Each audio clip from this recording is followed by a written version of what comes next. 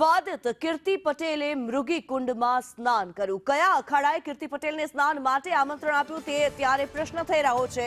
કીર્તિ પટેલ ઘણી વાર સુધી મૃગી કુંડમાં સ્નાન કરતી રહી। રવાડીમાં પણ કીર્તિ પટેલ ફરતી જોવા મળી હતી। સાધુ સંતોના વિરોધ બાદ કીર્તિ પટેલને બહાર કરવામાં આવી। કીર્તિ પટેલને મૃગી કુંડમાંથી બહાર કરવામાં આવી હતી। કીર્તિ પટેલના સ્નાન બાબતે એસડીએમનું નિવેદન સામે આવી રહ્યું છે। કીર્તિ પટેલ સામે સાધુ સંતોમાં નારાજગી હતી।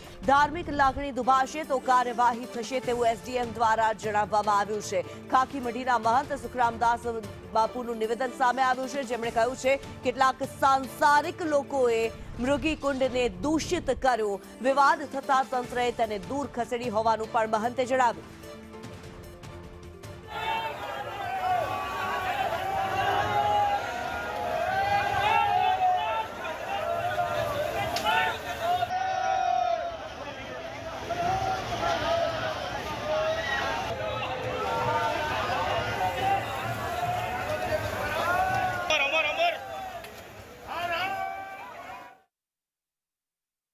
ધ્યાનમાં એવું છે કે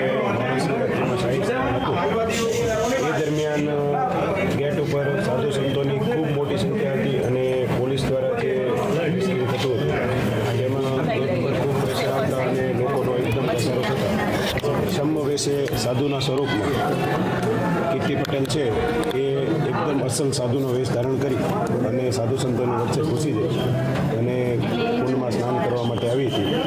આ બાબતે સાધુ સંતોએ તંત્રનું ધ્યાન દોરતા તાત્કાલિક ધોરણે પોલીસ દ્વારા એને દૂર કરવામાં આવેલી હતી। સાધુ સંતો છે એમને નીતિ નિયમો બાબતે ચર્ચા કરવામાં આવશે અને જો આ બાબતમાં કોઈ પણ ગેરકાયદેસર કૃત્ય બનતું હશે અથવા તો કોઈ ધાર્મિક લાગણી દુભાવવાની બાબત પણ હશે તો આ બાબતે ચોક્કસથી કાર્યવાહી કરવામાં આવશે। ત્યારે સાધુને ભેષમાં અમુક લોકોએ સાધુના કપડાં પહેરીને મૃગી કુંડમાં સ્નાન કરીને મૃગી કુંડને ગંદુ કરવા માટેના કોશિશ કરે છે ત્યારે બહુ દુઃખ થાય છે।